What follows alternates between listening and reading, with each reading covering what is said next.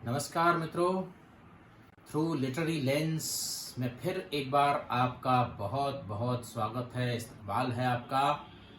आज वैसे तो हमारे साथ हस्बे मामूल हमारे आपके मशहूर cultural critic, author and poet doctor Vinod Asudani ji हैं, पर इस बार कुछ खास है। विनोद जी, आपका पहले तो स्वागत है।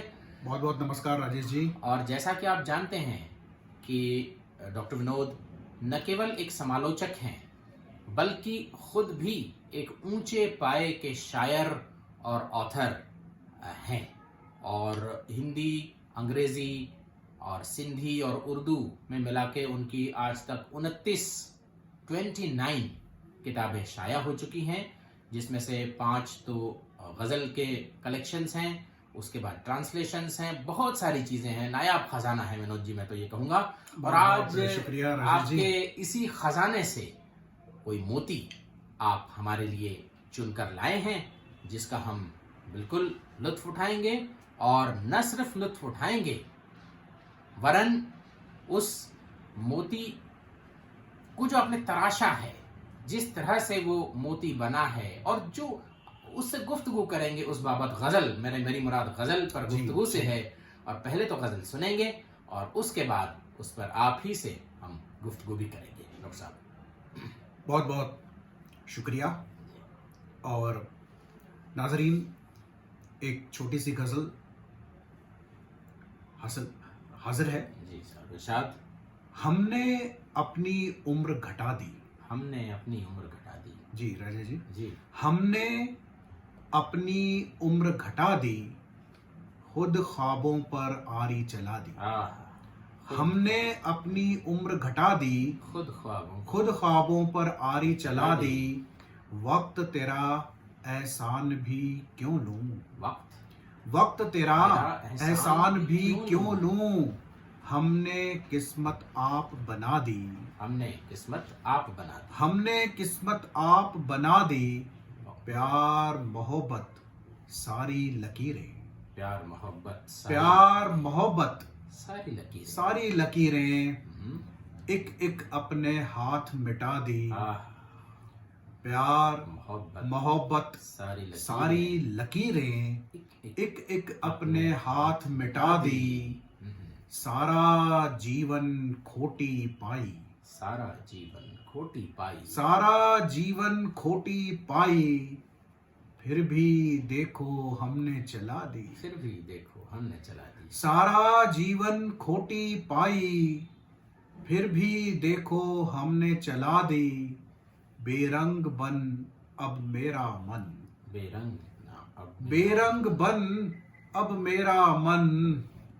अंतिम तितली आज उड़ा दी। अंतिम तितली आज उड़ा दी। आना है अंधियारे में आ। आना है अंधियारे में आ। एक मुद्दत से शम्मा बुझा दी। एक मुद्दत से शम्मा बुझा दी। कतरा कतरा सूख रहा हूँ। कतरा सूख रहा हूँ। तूने मुझको कैसी सजा दी। कतरा कतरा सूख रहा हूँ। तूने मुझको कैसी सजा दी। हमने अपनी उम्र घटा दी, खुद ख्वाबों पर आरी चला दी। वाह, शुक्रिया। क्या बात है डॉक्टर साहब, क्या गज़ल कही है आपने। और यूं तो गज़ल जो है वो गैर मुसलसल सिन्फ है जी। मतलब इसका ये है कि हर शेर अपने आप में एक बात कहता है, मुकम्मल होता है, कंप्लीट होता है। लेकिन ये शेर यूं तो गैर मुसलसल ही गज़ल है ये, लेकिन फिर भी मैं ये कहूँगा डॉक्टर साहब कि इसका जो आंतरिक भाव है, यूनिफाइंग फैक्टर जो इस गज़ल का जो सारे शेरों में आपको नज़र आएगा, वो कहीं ये है कि इतने गम, इतनी मुसीबतें शायर पर आन पड़ी हैं, और कुछ यूं बात हो गई है। वो कहता है कि भाई, वो तो गालिब ने कहा है कि अगर आसानियां हो जिंदगी दुश्वार हो जाए, यहाँ तक तो ठीक है, आसानियां नहीं हैं, लेकिन जो दुश्वारियां हैं वो भी यहाँ तक जब बढ़ जाएं कि जो है सोच समझ और जो कॉन्शियसनेस इटसेल्फ इज अफेक्टेड, और खुद ख्वाबों पर आरी चलाने की जब नौबत आ जाती है, तो ये क्या शिद्दत है, ये क्या गम की ऐसी क्या शिद्दत है, ये कौन सी मंजिल है डॉक्टर साहब की जहां आप शायर के रूप में अपने आप को पाते हैं? राजेश जी, आपका सवाल जो है बहुत ही जटिल है जी। वो कॉम्प्लेक्स क्वेश्चन है। जहाँ तक जैसे आपने बात की कि इस गज़ल में एक इंटरनल यूनिटी है जी। और शायद वो यह है कि रिकॉन्सिलेशन विथ इंटेंस एगोनी। कहीं शायर को पता है कि गम है, दर्द है, एगोनी है, किंतु उससे वो रिकॉन्सिल करता है। हाँ। अब रिकॉन्सिल जब करता है तो वो सप्रेस नहीं करता जी। उस गम के साथ फेस टू फेस होता है, रूबरू होता है, दूबदू होता है। हाँ। और शायद जब आप किसी भी चीज से दूबदू होते हैं psychologically, when you face it, तो चाहे वो आपको तकलीफ दे हो भी, किंतु उसके बावजूद भी you learn to live with it. तो शायर उस दर्द को भूलता नहीं है, सप्रेस नहीं करता, किंतु उस दर्द के साथ जीना सीख लेता है।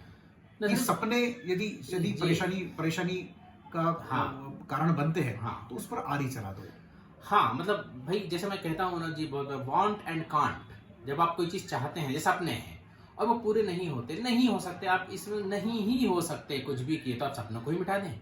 और शायर सपनों को डीवैल्यूएट नहीं कर रहा। जी, हमने उम्र घटा दी। उसको पता है कि जिस समय सपनों का कत्ल होगा तो उम्र घटेगी, लेकिन उस उम्र घटा दी बोलता है। क्योंकि उम्र का तो साहब सीक्रेट ही ये है कि उम्र का जिसको हम साइकोलॉजी में फिक्शनल फाइनलिज्म कहते हैं, कुछ उम्मीदें, कुछ हसरतें हैं, कुछ आशा, यही है जिंदगी, कुछ ख्वाब, चंद उम्मीदें। निदा फाजली ने कहा है ना, बिल्कुल, खिलौनों से तुम भी बहन सको। अल्फ्रेड एडलर की जो कंसेप्ट है राजेश जी की फिक्शनल फाइनलिज्म, आपको पता है कि ऐसा नहीं होगा। हाँ। ऐसा नहीं होगा, या ये चीज नहीं होगी, वो व्यक्ति मोहब्बत नहीं करेगा, सब आपको पता है। इसके बावजूद भी you are not ready to give up. हाँ, लेकिन यहाँ शायर ने वो भी फांस तोड़ दी है जी। तो विदाउट फिक्शनल फाइनलिज्म के जीने की कोशिश करना अपने आप में, मुझे लगता है एक शायरी को नया आयाम देना। और ये है ना कि साहब, उम्र भी तभी बढ़ती है ना कि आपने झूठा वादा करके आज हमारी उम्र बढ़ा दी। तो पता है शायर को कि वादा तो झूठा है, लेकिन उम्र बढ़ गई, लेकिन आप यहाँ से भी अब आगे निकल गए। तो अनकॉन्शियसली, अनइंटेंशनली मैंने उस शेर का उत्तर नहीं दिया, लेकिन हम कहते हैं उम्र घटा दी। हमने अपनी उम्र घटा दी, खुद ख्वाबों पर आरी चले दी। कितनी बड़ी त्रासदी की बात है ये, जीवन की जो त्रासदियों की तरफ जो इशारा है इस शेर में, वो बहुत ही कहीं गहरा है, बहुत ही गहरा शेर है ये साहब। बाकी भी शेर, वक्त तेरा एहसान भी क्यों क्या लूं, हमने किस्मत हमने जो किया आप किया, वक्त की क्या बात है। वक्त पर हम दोष देते हैं वक्त को। अच्छा, वक्त क्या है, जो है सो हम ही हैं, इंसान ही हैं, और हम ही बनाते बिगाड़ते हैं अपनी चीजें। मतलब ये कलेक्टिवली कह रहा हूं मैं जी। शायद व्यक्तिगत रूप से ये संभव ना हो अपनी किस्मत खुद बनाना या बिगाड़ना, लेकिन ये जो कलेक्टिव ह्यूमन इंटरेक्शन है, कहीं इसी से ही तो सब कुछ तय होता है, जिसको हम एब्स्ट्रैक्ट वे में वक्त का नाम दे देते हैं। बिल्कुल। और यहाँ पर किस्मत, इस पर एक तंज भी है। किस्मत ने नॉट पॉजिटिवली बना दी, सपनों पर आरी चला कर दी, तो किस्मत बनाई जा सकती है ना। अब तो सुख चैन, अब तो चैन है ना, सुख हो ना हो, अब तो चैन से तो है। मौत आ गई कि दोस्त का पैगाम आ गया, वही बात है ना। तो ये बात है साहब, इसमें इस दूसरे को इसी तरह आयरनिकल ही समझना पड़ेगा जी। तो और प्यार मोहब्बत सारी लकीरें एक अपने हाथ मिटा दी। ये साहब देखिए कितनी बड़ी बातें इस पर कहते हैं कि हाथों की लकीरों में सब लिखा होता है। कहते हैं ना, वो एक शेर या बरबस याद आ जाता है कि मैं उसका हो नहीं सकता, बता न देना उसे। मैं उसका हो नहीं सकता, बता न देना उसे। अपने हाथों की लकीरों को वो जला लेगा। वाह वाह। अपने हाथों की लकीरों को वो जला लेगा। अब ये हाथों की लकीरों में किस्मत में जो लिखा होता है या नहीं लिखा होता है, हम नहीं जानते, लेकिन शायर कहता है कि प्यार मोहब्बत अगर लिखा भी हो, सारी लकीरों की मानंद है। लकीरों से मुराद यहाँ एक तो हाथों की लकीरें हो सकती है जी, ये जो किस्मत में लिखा है, या सिर्फ तहरीर हो सकती है। ये तो सब किताबी बातें हैं जी, ये तो सब लिखी लिखाई बातें हैं। किताबों में छपते हैं चाहत के किस्से, हकीकत की दुनिया में चाहत नहीं है। जमाने के बाजार में ये वो शय है कि जिसकी किसी को जरूरत नहीं है, ये बेकार बेदाम की चीज है। तो इस तरह से कुछ लिखी लिखाई बातें, वही कि अगर ऐसा भी है तो हमने अपने हाथों ये सब मिटा दिया है। हमने अपने हाथों खुद होकर हमने हाथों से लकीरें मिटा दी, या फिर ये जो केवल तहरीर थी प्यार मोहब्बत की, ये मतलब वही बात आके वहीं पहुंचती है विनोद जी कि शायर को जब पता है कि अब जीवन में कुछ नहीं है, अब कुछ नहीं है, तो वो वही मैथ्यू आर्नोल्ड की बात याद आ जाती है। मैथ्यू आर्नोल्ड ने कम से कम यहां तक तो था, let us be true to one another, लेकिन शायर अब शायद उससे भी आगे बढ़ चुका है कि अब ये भी मुमकिन नहीं है, ये भी मुमकिन नहीं है, अब तो ये भी मुमकिन नहीं है। Even two people can not be true to one each other, तो वो भी नहीं है, वो प्यार मोहब्बत की जो लकीरें होती है वो भी नहीं, वो भी मिटा दी। यानी यहाँ जो पोएट है, जो शायर है, वो एगोनी और पेन के सोर्सेस को ही समाप्त किए दे रहा है कि यदि वो सोर्स रहेगा तो फिर उम्मीद बन जाएगी, तो यदि वो सोर्स ही ना हो, प्यार मोहब्बत की लकीरें ही हाथों में ना हो, तो ना तो माजी का कोई ख्याल तकलीफ देगा, ना ही मुस्तकबिल में कोई फिर से लकीर जागृत हो जाएगी। अब ये तो कहीं आप वही तो बात नहीं कर रहे डॉक्टर साहब, जो बुद्ध ने कहा कि इच्छाओं का इच्छाएं मिटा दो तो कष्ट नहीं होगा।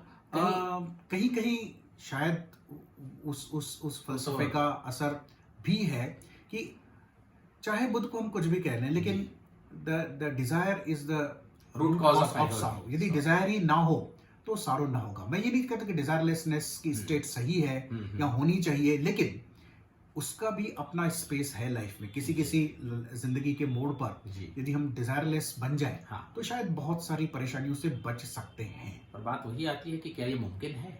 अब कह तो दिया शायर ने, सब मुमकिन तो दुनिया में बहुत सारी चीजें नहीं है।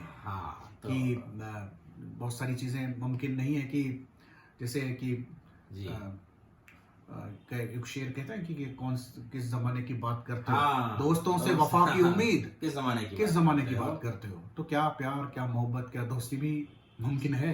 और ये तो मैं तो ये सोचता हूँ कि ये गजल आयरनिकली ये बात कहती है कि ये चीज जो मुमकिन नहीं है, शायर इस हद तक पहुंच चुका, मतलब जमाने के कितने जख्म, न सिर्फ जमाने के जख्म पर इश्क के कितने जख्म खाए हैं, और ये अगर नौबत किसी पर आ जाए तो इससे बड़ी त्रासदी तो मेरे ख्याल से और कोई नहीं हो सकती। और शायर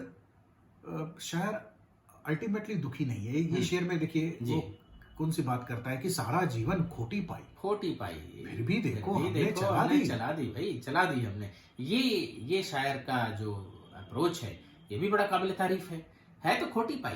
भाई जीवन अपना यूं सोचो तो विनोद जी, जीवन अपना यूं सोचो तो बंद घड़ी है, लेकिन फिर भी वाह, मेरे ख्याल से रकीब साहब ये आपका शेर है। तो आपने खोटी पाई करार दिया जीवन को, जीवन खोटी पाई, लेकिन फिर भी हमने चला दी, फिर भी हमने खोटी पाई है। तो इसका मतलब शायर ने खुदकुशी नहीं की, नहीं, वो चला दी, वो जिंदगी जिया है। एक मेरा सिंधी का शेर है कि रोज लहंदा रहा चितड़ा दिल जा, जिंदगी पोब जिंदगी आए।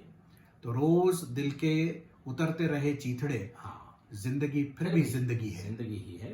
तो ये जो अप्रोच है, ये जो पॉजिटिव अप्रोच है कि नहीं, चाहे जो भी हो जिंदगी जी तो जाती है, पर ये शायर को एहसास है कि ये इस शिद्दत हो चुकी है अब गम और दर्द की कि कहीं कहीं चलो भाई, ये कहते हैं ना कि एक बार जिस तहजीब को अभी मुमकिन ना हो सुधारना, उसको धक्का दे देना ही चाहिए। इस तरह की वो बात है, बाउंसिंग बैक वाली बात है। तो वो शायर को एक सुकून भी है, चलो ठीक है खोटी पाई तो है, लेकिन फिर हमने चला तो दी, जी तो लिए जैसे तैसे, खुश रहे, दर्द में रहे, परेशानी में रहे। और जब खोटी पाई की बात आती है तो symbolically it evokes the entire philosophy of absurdity, meaninglessness, और एग्जिस्टेंशियल डायलेमा, वैक्यूम जो है, तो उसको कहीं ना कहीं ये शेर इवोक करता है कि ये खोटी पाई है। It is entirely meaningless in a larger context. Is a tale told by an idiot full of sound and fury and signifying nothing. Exactly. ऐसी तो है जिंदगी, ऐसी है, लेकिन फिर भी ऐसे खोटी पाई को चलाना, यदि एक बच्चे को दिया जाए, कोई खोटी पाई दी जाए और बाय चांस वो बाजार में चला ले, कोई चीज ले आए, तो आप देखेंगे उसको बहुत खुशी का एहसास होगा कि खरी पाई चलाने से ज्यादा खुशी होगी। बिल्कुल। तो जिंदगी अगर बहुत सुकून से गुजर जाए, खुशियों से गुजर जाए, मोहब्बतों में गुजर जाए, तो शायद कोई बड़ी बात नहीं है, एहसास भी नहीं हुआ कि जिंदगी गुजर गई, तो अनइवेंटफुली गुजर जाएगी। जी, ये तो इवेंटफुल है, क्योंकि खोटी पाई को चलाना हो सकता है आपको 100 दुकानों पर जाना पड़े, हर जगह से आपको इनकार हासिल हो, और बाय चांस चाहे वो गफलत में ही वो खोटी पाई अगर चल पड़े तो शायद आपको एक खुशी का एहसास होगा। तो शायर कहता है कि जिंदगी में तो ये खोटी पाई चलाने जैसी सारे मंजर, सारे मरहले, ऐसा लग रहा था कि खोटी पाई है, जिंदगी चल पाएगी या नहीं चल पाएगी। वही तो हमने तो कहा था एक बार कि खोटे सिक्के उछाल पाता हूँ, जी जी, ना मैं खुद को संभाल पाता हूँ। तो ये बड़ी दिक्कत हो जाती है। ऐसी दिक्कत में आप नहीं है। जी हाँ, हम तो जानते हैं कि जिंदगी खोटी पाई है जी, और फिर भी चलानी है और जब चल जाती है तो मजा आ जाता है। बिल्कुल बिल्कुल। तो यानी और भी आप राजू जी इसको सोचें जी कि जिंदगी में चाहे खोटी पाई, सब कुछ निराशा से भरा हुआ है, सब कुछ गमगीनियों से भरा हुआ है, किंतु उस बीच यदि एक क्षण आपको सुकून, खुशी, मोहब्बत मिल जाए, क्या बात है, तो वो खोटी पाई चलाने जैसा ही तो हो जाता है। अरे उसके तो फिर मायने और उसका सिग्निफिकेंस बहुत बहुत बढ़ जाता है। वो मिराज जैसा हो जाता है। वो मिराज से जब ओएसिस वाकई मिल जाता है, नखलिस्तान जब रेगिस्तान में मिल जाता है, तो उसके तो कहने ही कुछ और है। क्योंकि रेगिस्तान में यदि आप सफर करते हैं तो आपको पता नहीं है कि ओएसिस कहाँ प्राप्त, कहाँ हासिल होगा। हमेशा आप मिराज में रहते हैं, लेकिन यकायक अचानक से ओएसिस दिख पड़े, तो जो खुशी आपको होगी तो आप फिर तो कहेंगे कि रेगिस्तान ही ठीक है। बिल्कुल, क्योंकि ओएसिस का मजा तो रेगिस्तान में ही होता है, डेजर्ट में ही होता है। वो तो क्योंकि तो और ये शेर देखिएगा, सब आना है अंधियारे में, एक मुद्दत से शम्मा बुझा दी, वरना तो ये सब जो आंचल रात का लहराए और सारा अलम सो जाए, तुम मुझसे मिलने शम्मा जलाकर ताजमहल में आ जाना। सब कहाँ ताजमहल और कहाँ जली हुई शमाएं, सब शमाएं तो मुद्दत हुई बुझा दी, और ताजमहल तो ताजमहल है, वो तो मेरे महबूब कहीं और मिला कर मुझसे। तो ये आप ले आए हैं कि साहब अब आना है तो अंधियारे में। ये अंधियारा काहे का? अंधियारे का बड़ा सिंबॉलिक मीनिंग है। अंधियारा मुफलिसी का, अंधियारा प्रेम न होने का, अंधियारा जो खोटी पाई है जिंदगी, उसका अंधियारा। ये जो जिंदगी है वो सारा अंधियारा है कि सब कुछ तहस-नहस सा लगता है। सब कुछ बर्बाद सा लगता है, चाहे शख्सी जिंदगी हो, बिल्कुल, या आलमी सतह पर हम देखें तो हो क्या रहा है, तो ये अंधियारा है। इसमें शख्सी रूप से वो चाहता है कि वो महबूब इसी अंधियारे में चला आए, अगर मिलने आना है तो इस अंधियारे में। भाई शबे सफर थी कबा तीरगी के ओढ़े हुए, शकीब जलाली जी कहते हैं, बहुत खूबसूरत है। शबे सफर थी कबा तीरगी के ओढ़े हुए, कहीं कहीं पे फकत रोशनी का धब्बा था रोशनी का, या तो रोशनी का धब्बा भी नहीं है, या तो शम्मा हमने मुद्दत से जला दी, क्योंकि हमें पता है कि अब ये अंधियारा शम्मा जलाने से दूर नहीं होगा। बिल्कुल, अब ये अंधियारा दूर होगा खुलूस से, मोहब्बतों से, दोस्ती से, इंसानियत से। तो यदि हम उसको एक यूनिवर्सल सिग्निफिकेंस की तरफ से देखें तो ये इंसान जात अंधियारे में जी रही है। बिल्कुल। और फिर जब ऐसा लगता है कि सब कुछ खत्म सा हो गया है, तो कोई मोजेस आते हैं, कोई जीसस आते हैं, कोई मोहम्मद आते हैं, कोई नानक आते हैं, कोई गांधी आते हैं। तो वो अंधियारे में ही आते हैं, और फिर शम्मा शायद कुछ जलती है, और जब फिर परिस्थितियां बिगड़ने लगती हैं तो फिर शम्मा बुझ जाती है। तो आप जिस सतह पर इसको लेना चाहें तो शेर उस सतह पर चल पड़ता है। और मुझे लगता है कि शेर की वही कुव्वत होती है, वही एक ताकत होती है कि वो अलग अलग लेवल्स पर चलने की कुव्वत अगर रखता है तो ही वो एक अच्छा शेर कहेंगे। और बस इसका एक आखिरी शेर है कि कतरा कतरा सूख रहा हूँ, तूने मुझको कैसे सजा। तो कतरा कतरा सूखने की सजा तो बड़ी, एक झटके में कुछ हो जाए इधर या उधर तब तो ठीक है, लेकिन कतरा कतरा जब सूखना होता है, तिल तिल कर गलना जिसको कहते हैं, तो ये तो बहुत ही ट्रेजिक वाली बात है। तो यही आपने इस चीज़ में ये बात लाई है, और वाकई ये पूरी गज़ल इंटरनली यूनिफाइड है, जैसा मैंने कहा, मुसलसल है, और जिस बात को लाती है सामने वो भी बड़ी गहरी और बड़ी ही त्रासदीपूर्ण बात है। तो ऐसा हम चाहेंगे कि ऐसा ना हो, कहीं भी ऐसा ना हो ज़िंदगी में। हर एक के लिए ये ज़िंदगी उतनी ही लासानी है और रहनी चाहिए, खुशगवार गुजरे। हमारा आपका सबका ये दायित्व है कि हम अपनी और अपने आसपास की ज़िंदगी को जटिल न बनाएं, और सीधे सादे तरीके से, को बहुत बड़ी जटिल है भी नहीं ज़िंदगी देखा जाए तो, पर हम जानबूझ के उसको we are pushing it under the carpet, और जो चीज़ें मायने रखती हैं उनको हम महत्व नहीं देते, और गैर ज़रूरी चीज़ों में बेतहाशा उलझते चले जाते हैं। मायने रखती हैं प्यार, मोहब्बत, खुलूस, और एक दूसरे को समझना, एक दूसरे के साझा होना, यही बहुत बड़ी चीज़ है मेरे ख्याल से। बहुत ही खूबसूरत तनकीद रकीब साहब आपने की है इस गज़ल पर, और गज़ल के शेरों के मायने बहुत ही अच्छे तरीके से वजाहत करके आपने नाज़रीन तक पहुंचाया है। लिखी है साहब गज़ल, आपको बहुत बहुत मुबारक इस गज़ल, बहुत बहुत शुक्रिया। और नाजरीन और सामाइन से कहूँगा कि गज़ल पर, राजेश जी की गुफ्तगू पर अपने कमेंट्स ज़रूर हमें दिया करें, ताकि हमें भी पता चलेगा कि हमारी बात कहाँ तक पहुँचती है और कौन से दिलो दिमाग को गुदगुदाती है। तो थ्रू लिटरेरी लेंस के इस अंक को राजेश जी यही हम समाप्त करें और आपसे जल्दी इजाज़त। हाजिर होंगे और शुक्रिया। शुक्रिया, नमस्कार, खुदा।